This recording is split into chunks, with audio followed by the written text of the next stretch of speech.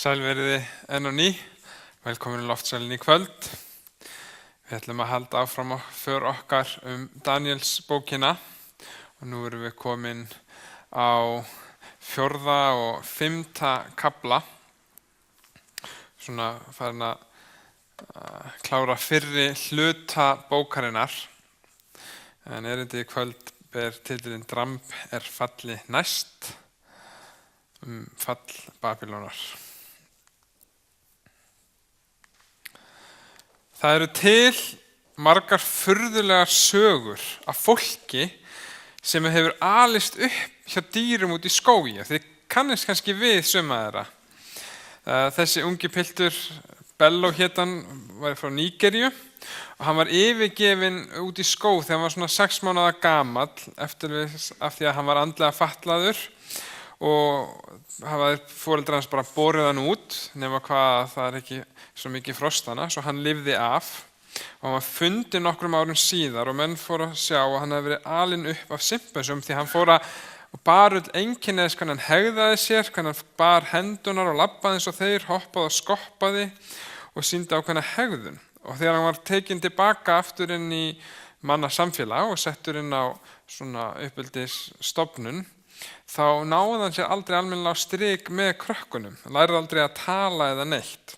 Enda hafði hann mistað úr dýrmætan tíma þegar krakkar eiga að læra eitthvað svona tjáskipti. Önnur saga, mjög svipurindar, John Sebunya, hann var frá Úganda og þegar hann var 3 ára gamall þá sá hann faðir sinn myrða móður sína og hann flúði bara beint út í frumskóginn og þar var hann tíma, alveg talið í 3 ár, það er erfitt að segja þegar þú fær bara í henduna hvað er gamalt, þau eru vanærð eftir að hafa verið hann og annað slíkt. En það talið svona litlir, ég veit ekki hvað heitur í íslensku, apar hafa hjálpað hann að komast af. Því að þegar það var einhver lítið stelpa út í skóg sem sá hann einhvers staðar vera að fela sig upp í tré og lét fólk vita og þeir fóru að leita að honum og reyna að fá hann tilbaka og hann vildi það ekki og síðan þeir voru að taka hann þá voru litlu fjölskyldan út í skóginum að kastandi greinum og steinum því þeir vildi ekki að hann færi. En hann fór tilbaka og fór inn á fjölskyldu og hann lærði að tala og tókst að aðlaga svona mennsk samfélag upp á nýtt. Fór síðan að talaði reynslu sína og söngum hann og hvað eina. Og það eru mjög mörg dæmi þetta fyrirbæri, hvort það eru birnir eða úlfar eða hundar, veit ekki alveg íslenska nafni, kannski villibörn eða eitthvað slags, feral children, börn sem alast upp oft kannski á náinn sambands við annað fólk, meðal dýra oft og mynda þá svona, ná ekki alveg svona tengslamyndum og almennilegum andlegum þroska og sum þeirra missa af tækifæri til þess að lifa eðlilegu lífi af því að þau læra ekki að tala og hegða sig eins og fólk. Í öðrum kaflanum sem við förum í gegnum í kvöld hittum við fyrir mann sem hegða sér einmitt alveg eins og dýr tíma. Við ætlum að fara svolítið yfir Daniel 4. kafla en annar draumur konungs. Nú, þessi kafli sagður í fyrstu svona persónu eða frásögn Nebúkadnesar af því sem að gerist. Það er engin dagsetning gefin, þetta er eftirvill svona miðblik valdatíðar hans. Fyrri þriðjungin var hann alltaf í stríði og síðari þriðjungin af valdatíð sinni líka. Þannig að þetta er örugglega svona einhver tímann af þeim tíma getum við sirka setta. En þetta er saga, báðir kaflarnir í dag eru sögur sem við sjáum svolítið að hafa mjög svipað þema og það er stolt. Það er þannig að Nebúkadnesar fær annan draum eins og hann hefði fengið í öðrum kafla og þessi draumur skelfir hann og veldur hann kvíða og hann kallar alla vitringana aftur til þess að segja sér merkingu draugsins og hann segir þeim drauminn, ólíkt Daniel í öðrum kafla þar sem hann mundi hann ekki. En enginn gat ráðið hann og svo hann kallar á Daniel og segir honum drauminn og segir ég veit að andiðina heilugu Guð er með þér og engin leyndardómur er skilningi þínum ofviða og segðu mér sýninar sem mér birtust og hvað er merkja, spyr hann. Þetta eru sýninar sem mig bar í rekkju minni. Ég þóttist sjá feikihátt tré standa á jörðinni miðri og tréð tók að vaxa og var geysi stórt svo hátt að það nami himinn og mátti sjá það allt frá endimörkum jarðar. Lauf þess var fagurt og ávöxturinn ríkulegur svo það var fæða öllum nóg. Dýr vallarins hvíldi í forsælu þess og fuglar himinsins sátu á greinum þess og af því gátu alla skepnur nært sig. Og í þessari hugssýn í rekku minni þóttist ég sá heilagan vörð, eins og hann birtu hér á myndinni engill, stíga niður af himni og hann kallaði hárri rödd og sagði: höggvið tréð, sníðið af greinarnar, slítur burt laufið og tvistrið ávöxtunum. Dýr vallarins flýi undan því og fuglar himinsins af greinum þess. En láti bolinn með rótum sínum kyrran í moldinni bundin járn og eirfjötrum í grasi vallarins, megi hann þykja væt og dögg af himinsins og deila grösumerkurinnar með dýrunum. Hjarta hans skal breytast, í honum verður ekki framar mannshjarta, heldur mun hann hljóta dýrshjarta og 7 tíðir skal hann þreyja. Takk eftir þetta fyrir frá því að tala tré yfir að tala persónu hér í þessu versi. Þessi ákvörðun hafa verðinni tekið og þessir úrskurðurinn að heilugu, svo hver lífur að sjái að hinn æðsti alvaldur yfir ríki mannana, að hann færi ríki hverjum sem hann vill og getur jafnvel sett það yfir það hinn lítilmótlegasta meðal manna. Svo draumurinn sem hann færi greinilega einhverja persónu og örlög hans tákna mann og að þessi einstaklingur myndi lifa meðal dýrana í náttúrunni eins og trjástubburinn og hugur hans myndi breysast og hann myndi vera lasinn í 7 tíðir og 7 tíðir, þetta er notað 3 sinnum í kaflanum. Í elstu þýðingu Biblíunnar er þetta bara sagt 3 ár og það eina sem virðist passa við þetta er að tíðir standi fyrir ár og í 7. kafla Daníelsbók kemur þið sama og þá passar það alveg við að tíðin þýði ár. Svo þetta muni koma fyrir þetta muni vara í 7 ár.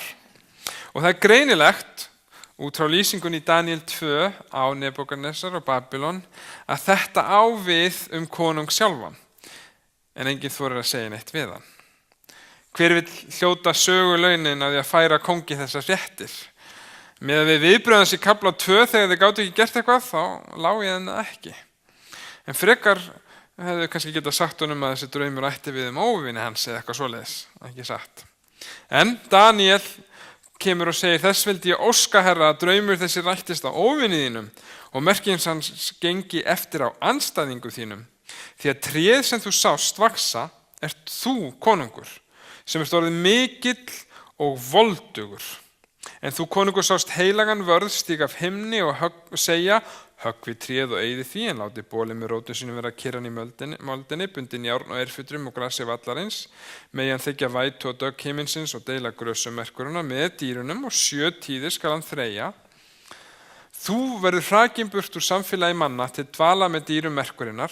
Þér verður fengið gras til matar eins og nautpenningi, dögg himins mun væta þig og 7 tíðir hlýturðu að þreyja uns þú sérð að hinn æðsti ræður yfir konungdómi mannana og getur fengið hann hverjum sem hann kýs.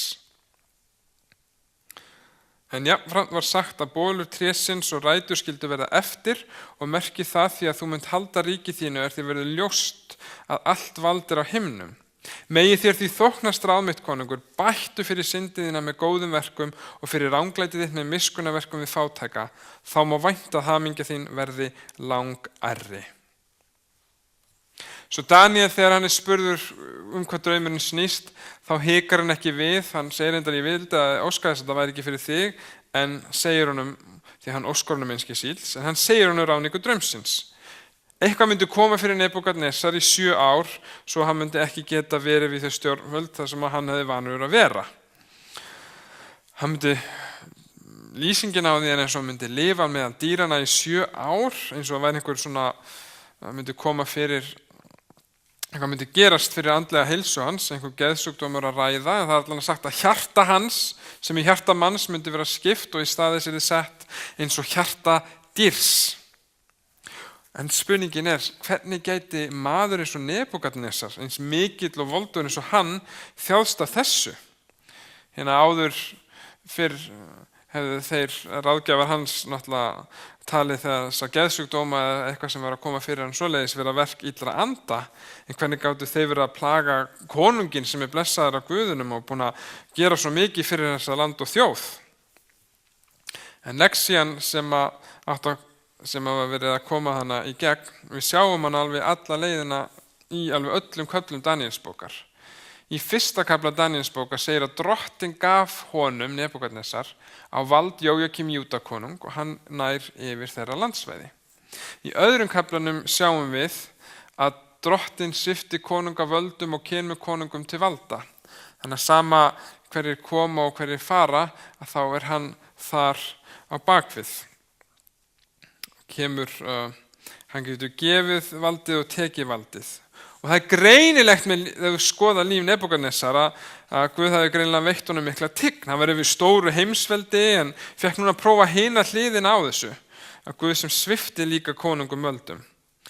Og Nebúkadnesar, þegar þú skoðar aðeins sögun hans, þá er þessi maður engin dýrlingur. Það mun seint vera að teljast. Hann var stríðskonungur. Setur Guð stríðskonung við völd? Er það þá sama að segja að Guð gúddir bara það sem hann gerir og standa á bak við það? Nei, ég myndi ekki segja það sama og setja við völd og samþykja allt sem gerist. Það er bara ekkert gerist án vitundar Guðs. Það er ekki svo að fá einhver svona guðdómlega rétt konungs. Heldur segir textin bara að það er sama hvað þeir segja og gera. Guð getur sett á vald og sett í hliða konunga, hvort sem eru góðir eða slæmir eða miklir eða ekki. Og að þar á bak við tjöldin, þáttu að sjáast ekki alltaf fyrir sjónum, er það að gerast. En hvað býður Daníel Nebúkadnesar að gera? Hann segir þetta er það sem hann mun koma fyrir, en hann segir við hann bættu fyrir syndiðina með góðum verkum og fyrir ranglætið þitt með miskunarverkum við fátæka, þá má vænta hamingja þín verði langari. Hann kemur ekki með hana stóran og merkilega hluti sem hann á að gera, heldur biður hann bara að iðrast ranginda sinna, ekki með einhverjum fögrum orðum, heldur með raunverulegri bara breytni til hins betra. Og sem einvaldur og svona konungur, herrkonungur, hefur Nebúkadnesar undir okkar fjölda fólks og Daníel nefnir það og biður hann að bæta fyrir það. En myndi konungur gera slíkt? Konungar Ísraels og Júda, sem að voru nú átt að heita fólk þessa Guð sem að Daníel er að tala fyrir, vildu flestir ekki hlýða kalli spámannanum að iðrast af syndu sínum og hætta ranglætinu, hvort sem það væri þá bara að undiroka fátæklingin eða munaðarleysingjan eða ekkjuna eða vera með aðra guði. En hvað þá einhvern heiðinn konungur? Átt hann að játa ævistarf sitt væri bara eitt stórt ofbeldisverk og átt hann að iðrast þess að hafa lagt undir sig þjóðirnar og sett heilu þjóðirnar í útlegð og nota þrælahald til þess að byggja upp stórborgina. Að reyna að vera allt hans verk, hið mikla verk sem hann hafði áhyggjur af, væri bara eitt stórt verk ofbeldis sem hann þætti kannski að iðrast af. Og hann fær tíma til þess að hugsa málið. En það er athyglisvert og hér sést það eins og annars staðar að þegar það er talað iðruna og betrumbótina þá er ekki bara orðin tóm. Fólk spyr sig oft, hvernig virkar þetta? Er það bara, getur lifað eins og Hitler og síðan 2 sekúndum áður og deyrð þá iðrastu og deyrð og þá bara allt í góðu. Og ekkert mál, enga breyting, ekkert sem það er að gera. En þeir sjáum iðrunina aldrei birtast þannig. Það er ekki bara þannig sem hún kemur. Hún er hjarta breyting eins og segir hér og sést hér. Hún sést í lífi fólks, alveg eins og við sjáum víðar eins og Jóhannes skýrari sjálfur í Nýja testamentinu kallaði að bera ávexti iðrunar. En 12 mánuðum síðar var konungur einhverju sinni að gangi í konungshöllinni í Babylon. Hann tók þá til máls og sagði, er þetta ekki Babylon, hinn mikla sem ég hef gert að konungssetri með veldistyrk mínum til dýrðar hátign minni? Er það rétt að tala svona af konungi að segja þetta, hinn mikla Babylon sem hann hefur byggt? Jú, eftir að hafa verið lögð í svona smá rúst af Assýríumönnum fyrir hans tíma, þá hafði faðir hans byrjað að endurbyggja borgina. Eftir að hann að sigra Assýríumenn og byrjaði að byggja hann upp á nýtt og hún var frekar lítil. Og Nebúkadnesar konungur stækkaði hann og fegraði hann til muna, hann þrefaldaði hann í stærð. Það var svona smærri borgarhluti og hann byggði í kringum það nýjan vegg og byggði borgina upp og bætti borgina til munaðar. Og innan þessara veggja sett hann nýjar hallir, það var 1 höll, nú voru komnar 3, alls konar byggingar. Í einn af höllinni sett hann eitt af 700 fornaldar hengigarðana og brýr yfir Efrates fyrir borgarana og það var að mustur á hverju götuhorni. Það talaði að hafa verið 50 musteri, næstu í 1000 helgidómar og 380 götualtari. Svo það var svona trúar miðstöð. Sem sjáum þannig Etemanki, eða sem lítur út eins og píramidi, marglitaður og með mismunandi litum þegar kemur ofar upp og verður alveg 100 metri upp í hæð.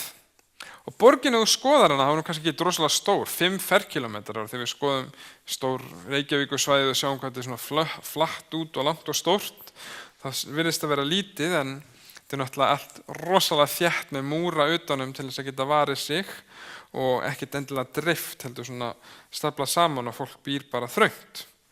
En eftir að þú skoðar þetta, þá er ekki nema vona að þú segir, hann hafi sagt, þetta ekki Babylon mikla sem að ég hef gert að konungssetri með veldistyrk mínum til dýrðarhátign minni. Því við vitum svo mikið, eins og höfum áður minnst á hvað hann gerði. Milljónir múrsteina sem að bera það hans nafn í kringum borgamúrana eftir að þeir voru lagðir í rúst. Áletranir sem að finnast í borginni, þar sem að segir, ég hef reist Babylon, hérna miklu borg, dýrð guðanna, miklu til meiri fram en áður og ég hef staðið fyrir endurbyggingu hennar. Það er mín vegna helgidóma guðanna og gyðjanna lýs eins og dagurinn. Engin konungur meðal allra konunga hefur gjört eða fyrir konungur byggt það sem að ég hef gert fyrir Marduk. Ég hef flýtt eins og hægt er byggingu Eskila og viðurreins Babylónar meira en áður hefur verið gert. Þetta er önnur svona áletrun sem hefur fundist. Og síðan sjáum við þannig að þetta undur sem ég fekk að sjá í sumar í endurbyggt og sett upp í Þýskalandi í Berlín, ístar hliðið og svona processional way sem að fólki kemur gangandi inn í og öllum hliðunum er svona bláar myndir meðfram sem að hann reisa og menn vissu kannski ekki svo mikið fyrir 100 árum þegar þeir fóru að grafa þetta upp og þetta er ekkert smá smíð og ekkert smá veglegt að sjá þetta, geta ímyndað sér þetta fyrir 2600 árum. Gangandi inn, svona þröngt hlið, háa veggi og svona, þetta er rosa flott. Búin að sjá þetta núna, þetta er greinilega farið víða því ég sé þetta á svona fornum söfnum víðum heim. Ég, Nebúkadnesar, stendur á ysta hliðinu, lagði grunninn að þessu hliði, niður að grunnvatni og lét byggja þau úr bláum steini og á veggjunum innra rýmisins og svo naut og dreka og þannig skreytti ég þau stórkostlega svo alla þjóðir mættu sjá og undrast. Þetta gerði hann. En það er greinilegt að hann var einhver þráhyggja sem hann hafði fyrir sínu eigin nafni að þessi stimplað annars í hvern einasta stein sem þú sérð og allstaðar sé hann að setja sitt nafn á þetta því að það var hann sem reisti þessa borg. Bara svo enginn skildi villast af því. En svo rætist draumurinn. Áður en að konungur hafði sleppt orðinu heyrðist rödd af himni, dómur er fallinn yfir þér, Nebúkadnesar. Þú hefur verið sviptur konungdóminum, þú hefur hrakin úr samfélagi manna og munt dvelja meðal dýra merkunar. Þér verður gefið gras eins og nautpenningu og 7 tíðir hlýtur að þreyja, uns þér verður ljóst að hinn æðsti ræður yfir konungdómi manna og getur fengið hann hverjum sem hann kýs. Sjáðu endurtekningarna sífellt. Og þessi orð rættu samstundis á Nebúkadnesari. Hann var hrakinn úr samfélagi manna, át gras eins og nautfé, líkamanns vaknaði dögg heimins, uns hár hans var sem arnafjaðrir og neglunar sem fuglsklær. Nú það er ekki víst svona að maður geti endilega útskýrt hvað það er sem að kemur yfir Nebúkadnesar. Menn hafa sett fram einhverja greiningar, klíniska lýsantrófi sem er svona óalgengt en þekkist, þetta hljómar svona eins og úlfmanna hegðun, þú trúir þessi dýr og hegðið þannig, en það er sagt að þetta myndi vara í 7 ár og kannski hvort það hafi verið allan tíman að fullu leiti, þetta er svona ekki alveg, þetta er allan að sett hann fram að hann hafi bara farið og verið án vits í 7 ár og ekki vita hvað hann væri að gera. Menn er ekkert alveg á svona einu máli varðandi þetta því að það hefur ekkert fundist ritað þetta en það myndi ekki skrifa niður og konungum var síðan geðveikur því að þið vita hvað því fylgir, einhverjar illir andar og annað slíkt. En það hefur fundist svona einhverjar smottir í sleirtöflur en ekkert sem að hefur lagt neitt rosalega ljós á þetta. Það er svona ein brotin, það sem er svona brot úr setningum. Nebúkadnesar áleit líf hans einskisvert, sýndi fjölskyldan ekki kærleika, fjölskyldan ættin ekki til, athyglin fór ekki að styðja Esagila musteri, grætu bitur til Mardúks. Þannig að kannski hefur það verið svona einhver smá lýsing en ekki alveg sett fram eins skýrt og þetta í hans eigins texta þetta. En þetta hljómar kannski eins og frekar harður dómur. Hann hefur gert eitthvað og hrygt sér yfir einhverju en að fá 7 ár lifandi eins og dýr út í skó. Þetta er svona verist frekar svona gróft sem hann lendir í. En Nebúkadnesar lýsir þessu sjálfur ekki alveg þannig. Hann segir að þessum tíma liðnum hóf ég, Nebúkadnesar, augum mín til himins, fékk þá aftur fullt ráð og rænu. Ég lofaði æðsta og vexa með og lofsöngin eilífa því að veldi hans er eilíft veldi og ríki hans vari frá kynni til kyns. Á sömu stundu fekk ég vit mitt aftur, hlotnaðist með tign og vexsendi ríki mínu til sæmdar. Ráðgjafi mínir og stormenni leituðu mín, ég var settur yfir konungsríki mitt að nýju og enn var aukið á tign mína. Hann hélt áfram til hernaðar. Og hann segir síðan, ég Nebúkadnesar lofa nú að tigna og vegsama konung himnanna því að öll verk hans eru sannleikur, vegir hans réttlæti og hann megnar að auðmýkja þá sem hreykja sér hrokafullir. Svo eftir þann tíma þegar hann kemur til vits síns, þá ritar hann sálm, þetta er svona byggt upp eins og sálmur, bæði í upphafi kaflans og endans, þá getur þú séð þetta er svona. Og hann segir núna að lofa og tigna og vegsama konung himnanna og öll hans verk því að vegir hans eru réttlæti og hann megnar að auðmýkja þá sem hreykja sér og eru hrokafullir. Svo var þetta sanngjarn dómur yfir honum, Nebúkadnesar fannst það, og sönn iðrun sérað sér þegar hún fær ábendingu betur megi fara og það kemur greinilega hjá honum. Smá spurning kannski sem að spyr sig, af hverju tók enginn yfir og drap hana meðan þetta var í gangi eða eitthvað svoleiðis, af hverju komst hann aftur til tignar? Nú það var almennt talið að fólk væri geðveikt ef það væri myrt, þá myndi púkanir bara sem hrjáði það að fara beint yfir í þig og hrjá morðingjan, þannig að það var stór áhætta sem að kannski fólk vildi ekki taka. Svo babylonsk svona sálfræði og guðfræði, má segja að einhver leiti eins fölskofan var, hafi verndað hann hér. En vel má vera að Daniel hafi verið einn sem var svona hátt settur eins og við vitum sem hafi verið einn af æðstu stjórnarmönnum ríkisins og passaði upp á að ekkert myndi koma fyrir hann, hver veit. En svona þemað, ef við förum aðeins að sjá það, er þetta ekki Babylon hinn mikla sem ég hef byggt með veldistyrk mínum? Þetta glymur enn í reynslu okkar í dag, sjálfsupphafningin og hinn neikvæða stolt, dó ekkert með Nebúkadnesar, þetta lifir enn áfram í dag í reynslum okkar. Við höfum heilu kerfin sem að byggja á því að maðurinn er sjálfur sér nógur og andlega og líkanlega og hann þarf engu utan aðstoð og ætti bara að losa sig við það. En síðan lendum við oft í aðstæðum eins og Nebúkadnesar og grunnur okkar ætti að vera ekki sjálfið heldur byggður á einhverju stærra og sterkara. Þetta er, eins og við sjáum í þessum kafla á næsta, eitt stærsta vandamál bara í mannseðlinu sjálfu er þessi sjálfselska og sjálfsupphafning. Og samkvæmt ritningunni er syndin eiginlega, þegar það er lýst henni, þá er hún svona byggð á þessu. Það er athyglisvert að þú ferði í Jesaja, ritan okkur fyrr, þá er háðkvæði Babýloníu konung og það er ekki alveg sagt hvaða Babýloníu konungur það er ekki alveg víst. En þetta er svona texti sem fjallar hann og segir, nú ertu fallin af himni ljósberi, sonur morgunróðans, nú ertu að velli lagður sigurvegari þjóðríkja. Þú sagði við sjálfan því, ég skal stíga upp til himins og var stjörnum Guðs, þar skal ég reisa hásæti mitt og þingvelli Guðanna tekið með sæti, yst í norðri. Ég skal stíga ofar hæstu skýjum, líkjast hæsta, en þeir var varpað niður til heljarinn að dýpstu gryfju og þeim sem líta á þig verður starsýnt á þig þegar þeir virðast þig vandlega fyrir sér. Þetta maður eins og skók jörðina og lét konungsríki riða. Hann gerði jörðina að eyðimörk, reif niður borgir og sleppti föngur sínum ekki heim, en síðan er honum varpað niður. Þannig að textið sem er fyrst skrifaður til sem svona háðkvæði Babýloníu konung sem hann vill lyfta sér upp og gera allt, en síðan missir hann það. Textið sem er allavega á tímum kristninnar hefur oft verið heimfærður upp á bara hinn illa sjálfan, þar sem að byggir á því að hann vilji komast hæst og vera ég, það sem að sjálfið alltaf allt til staðar. Og það svona eitt svona grundvöllurinn að bakvið það sem vandamál hjá mönnunum. Við sjáum það líka næsta kafla. En það athyglisvert að þessi kafli, þetta svona bara hirðsaga. Það engin spádómur í þessum kafla.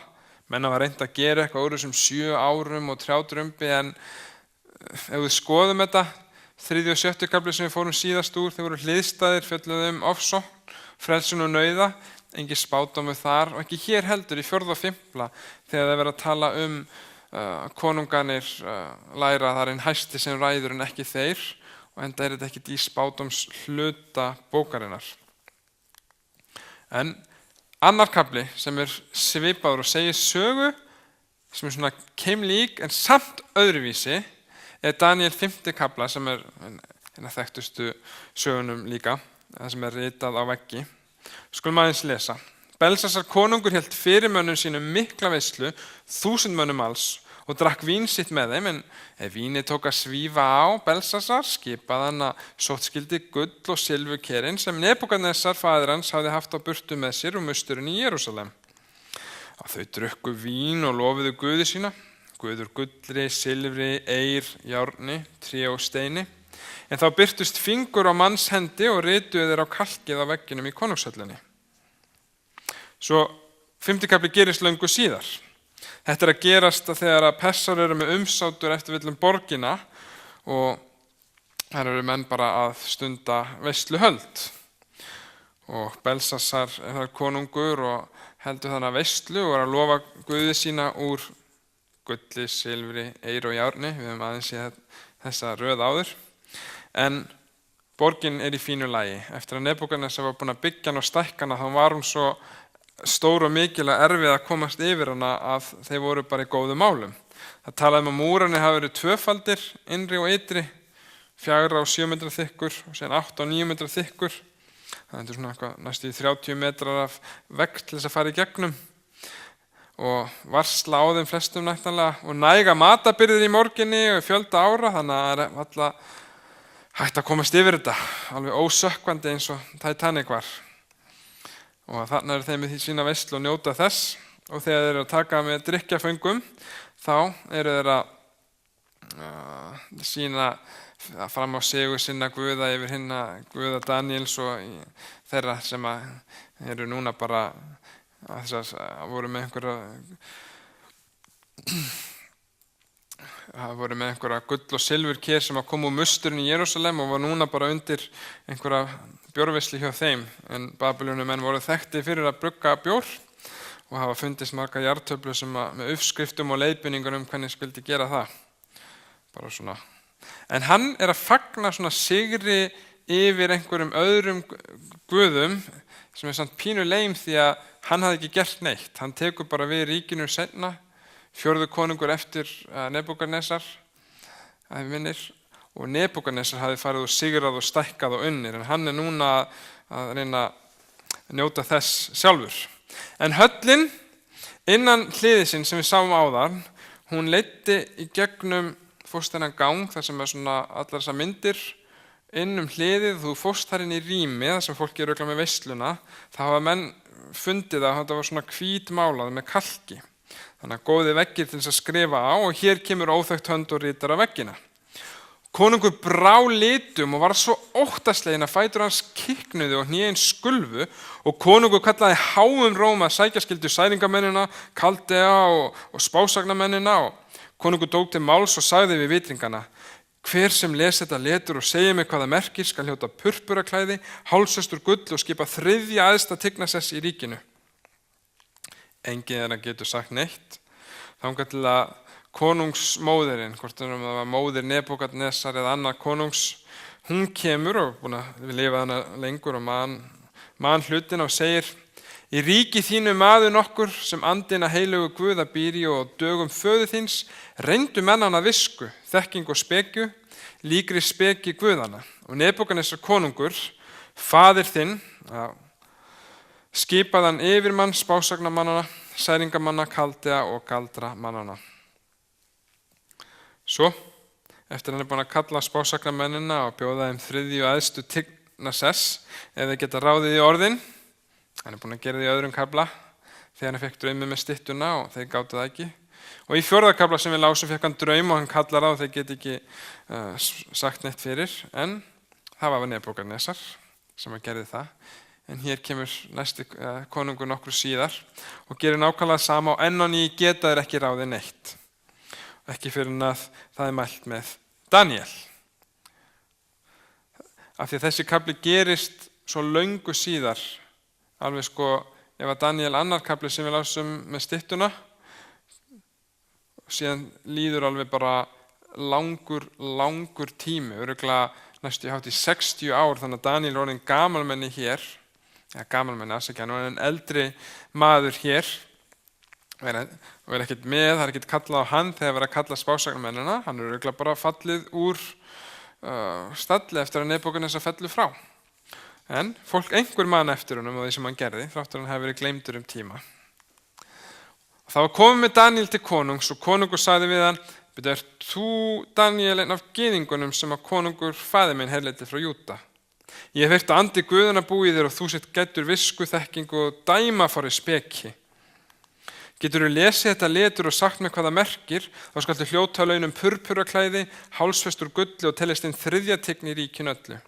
Og Daniel sagði þá við konung: "Haltu sjálfu þeirri umbun og geð einhverjum öðrum gjafiðinnar, en letri skal ég lesa, konungur, og segja þér merkingu þess. En þú, allt í lagi. Hann minnir hann síðan á að Nebúkadnesar hafi lent í að sjá hlutina og vita þá, en síðan segir hann við hann: "En þú, Belsasar, sonur hans, hefur ekki auðmýkt hjarta þitt þóttur þú vissir þetta allt. Heldur hefur þú storkað drottni himnanna, látið færa þig kerin úr húsi hans og þú og hefðamenninir, konur þínar og hjákonur hafa drukkið vín úr þeim." Þannig að söguna sem við lásum fyrir úr 2. og 3. kafla gullstyttuna og málmstyttuna og 4. kaflana sem við vorum í áðan hafa greinilega borist niður til Belsasar, en það er bara þannig að menn þurfa ofta að læra sjálfur eða þá þau gefa bara ekkert fyrir það sem að einhverju aðrir hafa lært og komist að hann hefur ekki tekið þessan leksi og auðmýkt hjarta sitt. Og enda sýnir hann það hér í verki með að taka skálana og kerin úr húsi helgidómsins sem að Nebúkadnesar virðist aldrei hafa gert sjálfur. "Þú hefur vegsama guð úr silfri, gullri, eyri, járn, tré og steini sem ekkert sjá, ekkert heyra og ekkert vita, en þann Guð sem ræður lífsanda þínum og öllum vegum þínum, hann hefur ekki vegsamað. Þess vegna lét hann höndina birtast og letra þetta." Það er athyglisvert þegar þú ert að skoða bókina og það er oft, sjá þetta í fyrstu köflum, það er oft svona endurtekningar, þannig að það er lagð áherslu á hlutinu, sagði 3, 4, 5. Hér er svo oft minnst á að hann er boðið 3. æðsta tignin ef hann getur svarað þessum spurningum. Ef að Belsasar er konungur, akkur er hann ekki boðin að vera bara hægri höndin eða næðstæðsti maður. Þetta er svona frekar sérhæft. En ef við skiljum kringumstæðin í ríkinu á þessum tíma, þá er þetta mjög lógist. Konungurinn í Babýlon á þessum tíma er einmitt ekki Belsasar. Og hafa Daniels bók verið gagnrýnd fyrir það. Því að konungurinn þegar að Babýlon hrynur er Nabonidus, pabbi Belsasar. En konungurinn, Nabonidus, var rosalega mikið í burtu. Það er talað að hann hafi verið 10 ár, ekki í Babýlon, heldur í Arabíu þar. Og þá hafi Belsasar verið svona, þeirra ráði saman, deilt konungstigninni. Og það segir á fleigrunum að Nabonidus hafi treyst honum einmitt fyrir konungsdæminu. Þær fundust seint og síðir, ekki alveg strax þegar menn voru að byrja að hugsa þetta og pæli hver hann væri. En Nabonidus kemur tilbaka og heldur einhverja veislur á nýárshátíðum, þá er hann ekki að tilbiðja sama Guð og Belsasar og Nebúkadnesar. Í Babýlon var Marduk þeirra Guð, en það er svona sérstaklega tekið fram í öllum flegrunum að þessi Nabonidus, hann tilbað tunglguðinn sín. Sérstaklega, Þannig að það var einhver smá misklíð á milli hans og borgarana og síðan fór hann að láta borgarana sem voru háttsettir fara í svona þrælavinnu, hann var ekki sérstaklega vel liðinn og enda fór hann bara og var hann ekki mikið í borginni. En eftir að það var mikil sókn frá Medum og Persum og þeir sáu að það var eitthvað að gerast, þá kom hann tilbaka og hann fór með herlið út úr borginni og Belsasar var þá eftir og meðan hann fór gegn þeim. Og hann fór gegn her Kýrusar bara nokkrum dögum áður en þessi saga gerist og tapar algjörlega og flýr. Og þessi saga gerist síðan nokkrum dögum síðan, svona 12. október 539. Þannig að þegar hann segir ég skal gera þig að þriðja æðsta manni borgarinnar, hljóma það frekar rökrétt. Ef að pappans aðal konungur og hann er búinn að flýja en hann er núna svona með konungur, þá biður hann auðvitað Daniel eða hvern þann sem að getur leyst þetta að vera þriðja æðsti maðurinn. Það er svona lögrétt að vera meðstjórnandi. Vandamál, það sem er merkilegt við þetta að þessi þekking, hún glataðist öll í sögunni. Aðeins einhver sem að þekkti kringumstæðurnar hefði getað ritað þessa frásögn, ekki einhver frá annarri öld, af því að Belsasar var lengi talin vera bara uppspuni. Daniels bók hafi verið skrifuð seint og einhver sem að vissi ekki söguna, hann bara bjóð til og sagði já, hver var konungur þegar Babylon hrundi? Notum bara orðið Belsasar. Og þeir var rugglast á einhverjum nöfnum og eitthvað svoleiðis. Af því að það er ekki minnst á hann í fornum heimildum. Nokkur 100 árum eftir þetta þá eru menn og Grikkir að skrifa sögur og þeir minnast aldrei á Belsasar. Þannig að menn segja að þetta er uppspunni og við vitum það núna. En síðastliðin 150 ár hafa fundist margar svona fleirunir eða sem er skrifað á babylonsku og fundið þar sem er minnst á Belsasar. Þannig að hann gleymdist í sögunni en varðveittist í Daniels bók. Þannig að menn voru fljótir að segja, við sjáum þetta ekki í sögunum okkar, þetta er í Daniels bók, hún er rusl. Þessi kafli bara út í hött. En síðan svona fara þeir að grafa og finna einhverja þekkingu sem hafi verið gleymd lengi vel. Af því eftir þetta þá náttúrulega var það kannski ekki mikið skrifað og borgin leggst í eyði og fólk fer annað og víðum dreif. Þá svona heyrðu það var einhver sem heitir Belsasar sem var sonur Nabonidusar konungar akkurat á þessum tíma. Og Nabonidus var ekki í borgin á þessum tíma því að hann hafi farið og barist við Kýrus, Persakonung, þannig að það var einhver annar sem var að taka við. Þannig að það er svolítið merkilegt. Og það er svona, þegar að menn fóru að þýða Nabonidusar króniklur, sem svona bara, sem segir svona söguna hann, þá segir að frá þeim með þessu að hann hafi verið að tapa hann á nokkrum dögum fyrir. En þannig að þetta rétt hjá Daniels bók að setja ekki þennan Nabonidus konung heldur minnast ekki einu svona á hann því að hann er ekki hluti akkurat af þessu sögu þetta kvöldið. Ef einhver hefði skrifað þessa bók eins og menn segja á annar öld fyrir Krist, þá væri líklegast að þeir hefði aldrei minnst á Belsasar eða þeir reyna að gera svona sögufölsun og sett Nabonidus sem konung hér. Það hefði verið lógíkast á þeim tíma. En það er mikið gert til þess að draga úr trausturleika bókarinnar, en hún hefur sýnt sig í gegnum tíðina, hún er traustsins verð og ef menn viti ekki allt núna, af því er ekki þessi rugl, það getur líka komið í ljós seinna, eins og menn vita með Belsasar, þáttur hafi ekki vitað hann verið ekki til, þýddi ekki hann hafi ekki verið til. Og síðan þurfa menn að draga tilbaka reynda þegar að finna fleiruninnar. En hefði Belsasar greinilega ekki lært neitt af fordæmi Nebúkadnessars. Hann tekur skálanan úr mustinu og er að halda veislu í miðju umsátrinu af því að hann er svona hrokagikkur. Þáttur hann þekki sögunar, auðmýkir en ekki hjartasek. Nebúkadnessar, sem að dýrkaði Marduk sem að sést hér, hann hafði kynnst hinum eina sanna Guði. Það hafði verið lærdómsferðli eins og við sjáum, en hann var auðmjúkur og tilbúinn að læra. En það segir alltaf í endum bókarinnar, ég trúi núna að hann sé æðstur allra guða. Það eru margir guður en hann hlýtur að vera æðstur. En síðan svona fer hann að læra og viljugur að auðmýkja sig. Þetta er þessi sín tunglguð sem að þessi Nabonidus konungur dýrkaði. Svo þetta er merkilegt því að það er talið að akkurat þegar þetta umsátur átti sér stað og Babylon fjall, þá hefði verið algjörlega fullt tungl en hann hefði ekki hjálpað sérstaklega mikið á þeim kvöldinu. En Belsasar lærði ekki eins og Nebúkadnesar af þessu. Eða bara af lífinu og þeir sögum sem hann heyrði. En þetta það sem að rita var á vegginn. Mene, mene, tekel, úfarsín. Merking orðana þessi, segir Daniel. Mene, Guð hefur talið stjórnar á þín til enda. Tekel, þú ert veginn á vogaskálum og léttvægur fundir. Peres, ríkið þitt klofið og afhent Medum og Persum. Mene, sögnin að telja, byrt hérna, Guð hefur talið stjórnar á þín til enda. Þetta einmitt endurtekið, það ekki sagt bara mene, tekel, úfarsín heldur mene, mene, tekel, úfarsín. Kannski af því að það eru 2 konungar og þá sagt bara Guð hefur talið stjórnar á þín til enda. Það enginn að fara að taka við að þér Nabónítus né þér Belsasar. Þetta búið. Báðir myndu bara renna sitt skeið. Tekel, sem að vigta, þú ert veginn af vogaskálanum og léttvægur fundinn. Og síðan kemur þetta síðast að hana Peres sem sögn því að skipta upp, en í fleirtölu getur þetta verið persar. Þannig að skipta upp og afhent Medum og Persum. Þannig les Daniel þetta séu bara 4 orð, þá les hann og veit merkinguna þarna á bakvið.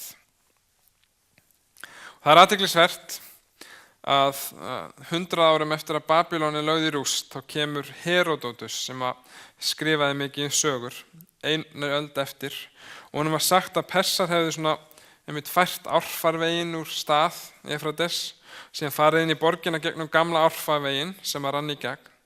Á þeim tíma ársins þegar áin var hvað grynnst, en þeir hefðu fært nóga mikið án í burtu svo þeir hefðu geta bara vaðið upp árfarveginn. Þannig komist þið fram hjá múrum borgarinnar og komu og tóku borgina yfir. En spurningin flott leið til að komast inn í borgina. Þetta er alltaf sem fólk sagði 100 árum síðar. En hvernig komist þeir í gegnum árfarveginn? Það eru hlið náttúrulega allstað. Það er ekki bara eins og fólk hefði getað synt í gegn alltaf. Ekki sérstaklega góð hlið og svona múr þá. Menn hafa sagt, jú, kannski voru einhver sem þoldi ekki konunginn og opnuði bara fyrir þeim. Eða var það kannski einhver sem var ósáttur þannig, eða bara að segja þið vitum það ekki neitt. Nabónítus var ekki vinsæll konungur, þannig að kannski það ekkert galið. En annar kostur eins og segir í Jesaja-bók, nokkur 150 árum fyrr, svo segir drottinn við sinn smurða, Kýrus, sem ég hef tekið í hægri höndin á, til að leggja undir hann þjóðir, ræna konunga vopnum, til að opna hlið fyrir honum, svo að borgarhlið verði ekki lokuð. Ég geng sjálfur á undan þér og jafna fjöllin og ég mun brjóta eirhliðin og mölva slagbranda úr járni, segir í Jesaja sem að segir fyrir Kýrus sem að kom og tók yfir Babylon borgina. Hvað ef að Guð sjálfur hefur bara opnað hliðin? Við sjáum að í 5. kafla þá grípur hann fram í með að skrifa á vegginn og allir eru svo fentri stregnir að þeir veit ekki hvað að gera og á sama tíma kemur sami fingur og opna hliðin og þeir labba bara í gegn. Málið að Jeremías spámaður var búinn að spá fyrir löngu síðan, í 51. kafla, eða ekki löngu síðan, nokkur fyrr, 50 árum fyrr kannski, Babylon verður að grjóttrúu. Þessi mikla borg, þar sem að hans þjóðir þegar komin í útlegð, þá segir hann, þessi mikla borg, hún verður að grjóttrúu, hún verður bústað að sjakala, það verður staður sem vekur andstyggð og fyrirlitningu, þar sem að enginn á heima. Í miðri, þetta segir hann borgina sem svona miðstuð þessa heimsveldis. Málið að 55 árum eftir þetta nær Kýrus yfir borgina, en hann rústar hann ekki neitt. Hann hefst handa við að byggja hann upp á nýtt og að klára einhver verkefni sem Nebúkadnesar kláraði ekki og fara í að styrkja hana. En síðan kemur annar konungur og það verður einhver uppreisn þarna og Xerxes pressakonungur, hann leggur hann í rúst, brýtur niður musturinn og vegginnar. Nokkur 100 árum síðar kemur Alexander mikli. Hann kemur þarna og er að hugsa, kannski ég byggi bara höfuðborg hér. Og sagt að hann hafi sett 10.000 manns eða færa rústinnar á stóra byggingunni sem við sáum til þess að byggja nýjan turn, en eins og við veitum þá lést hann meðan hann var á þessu svæði og það var ekkert úr plönum hans. Nú, hér svona mynd sem er slegin hérna í Írak Saddam Hussein hérna í forgrunnin og í bakgrunnin höfum við Nebúkadnesar. Það var einhverjar endurbyggingar og sett upp núna á hans tímum en engu að síður þá lítur þetta ennþá út eins og eyðimörk, grjóthrúga og bústaður sjakala eins og Jesaja bámaður hafði sagt fyrir Því að drottinn eins og hann segir er sá sem að setur upp ríki og konunga og tekur það í burtu og veit hvað mun gerast og segir það fyrir En eftir þetta þá skipaði Belsasar að Daníel skyldi klæddur í purpur á gullfesti sett hálsonum. Jafnframt því var lýst yfir að hann skyldi teljast hinn þriðja tign í ríkinu öllu. En nóttina var Belsasar veginn. Annar sagnritari, Xenofón, segir að það hefði verið veisla í Babylon þetta kvöld þegar hún fjall og að konungur Babylons hafi verið drepinn það kvöld, ekki hver, segir hann. En hann segir samt af hverju. En sagan segir víst að Nabonidus konungur hafi drepið son Gorgias sem var hersöðingi í Persaher og þess vegna þegar hann kom til borgarana þá drap hann son Nabonidusar í staðinn. En það er allavega eitt sem að segir. Tóku kannski ekki eftir því en í upphafi þegar var talað að þeir voru að tilbiðja Guði þá sagði þeir tilbiðja Guði úr gulli, silfri, eyri, járn og tré. En þegar að Daníel kemur og talar og segir hann að til einskis sé hann að gera þetta, þá kemur einhver smávægileg breyting. Sjáu þið hana? Þetta er bara í orðaröðinni. Þú hefur vegsama Guð úr silfri, gulli, eyr og járn. Hérna er Babylon, Meda, Persar, Grikklar og Róm. Hvað nefnir hann fyrst núna? Það er silfrið. Hann svona aðeins hintar að því að nú sé komin, eða svona greinleg tilvísun í þetta, og nú sé komin tími silfursins og næsta heimsveldi takið yfir. Nú báðir þessi kaflar, ef við drögum þá saman, fellum örlög konunga í neobabylonska heimsveldinu, Nebúkadnesar, sem var fyrsti mikli konungurinn, sem gerði þetta heimsveldi, og Belsasar síðasti konungurinn sem gerði ekkert spes. Daníel þjónar báðum og færi báðum boð frá Guði örlög þeirra og tíma þeirra, og skila boðum dóm. Annar fær draum, hitti ritað á vegginn. Annar var gerður að dýri stuttlega en hinn síðari hegðaði sig eins og dýr. Annar tekur sönsum en fyrir hinn var það of seint. Í orðskviðunum segir að dramb sé falli næst. Í tilfelli Nebúkadnesar og Belsasar kemur fram einmitt að þetta hið dýpsta og versta vandamál mannsins. Það er svo auðvelt að skammast yfir morðum og fíkniefnum og ofbeldi, svona augljóslega röngum hlutum sem allir eru sammála að séu slæmir. En að grunni alla þeirra liggur stoltið. 5. kaflinn sem við lásum núna er dómur ekki bara yfir Babylon hrun hennar heldur yfir Belsasar líka, því að hann fær að mæta afleiðingum gjörða sinna eða gjörða hans bara sem hann hefur gert með sínum frjálsa vilja. Daníels bók segir að Guð fylgist með fólki og þjóðum og allir muni fá sér makleg málagjöld. Getur sérstaklega svona vinsælt þema, hugmyndin dóm, en hann er hér í báðum þessum köflum. Nafnið á Daníel þýðir nefnilega að Guð minn er dómari og í næstu köflum 7. og 8. kemur það ennþá meira og sterklega fram dómurinn. En bókin byrjar á því að Guð gefur Júda í hendur Babylon sem er ákveðin dómur yfir þeim. Og hér sjáum við að það er ekki bara þessi þjóð eða þessi, það er engin manngreiningararit, heldur lenda þau allir munu standa þar. Það var ekkert vinsælt á tímum Daníels og Jeremía og er það kannski ekki endilega núna. En við viljum öll réttan dóm, er það ekki, og réttlæti fyrir það sem að rangt hefur farið. Og í þessum köflum höfum við séð aðeins munin á því stolti mannsins og auðmýkt Daníels. Það er sama hvað konungur er við völd, sama hvað heimsveldi er við stjórn, þá er hann trúr. Sama hvort hann sé vinsæll eða bara í skugganum, þá er hann trúr. Því að sama hverja ytri aðstæðurnar eru, getur við verið trúr eins og hann var. Því þótt að heimurinn breytist og konungar koma og fara, þá er Guð hinn sami.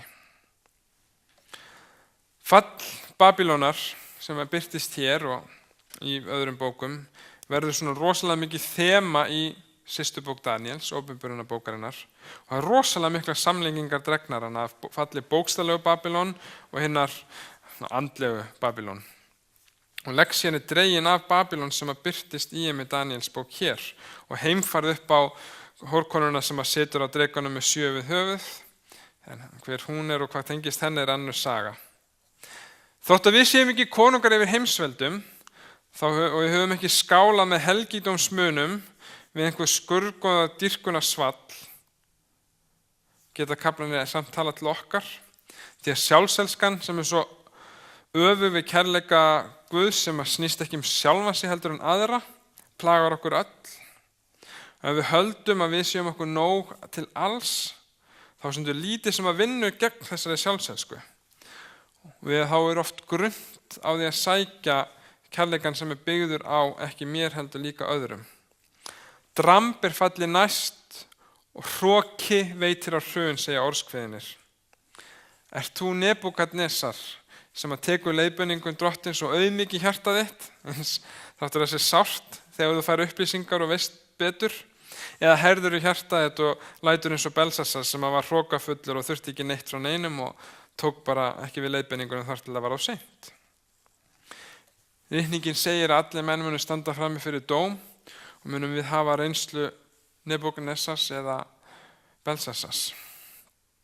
Við munum sjá það betur í 7. kaflanum. Og nú fer þetta að vera svolítið spennandi því að næstu kaflar eru 8. eða 9., 8. og 7. sem eru spádómstengdari. Þetta eru kannski meira sögur sem við höfum farið í nýlega. Það má vera að ég breyti aðeins dagskrána þarna því að það er að brjóta einhverja þessu upp í 2. Þetta er svo mikið efni til þess að komast yfir og ég vil ekki fara lengur en þetta. En ég vonast til þess að sjá okkur þá næst eftir viku, klukkan 8, þegar við förum yfir ótrúlegasta spádóminn í Daníel 9. kafla. Takk fyrir í kvöld.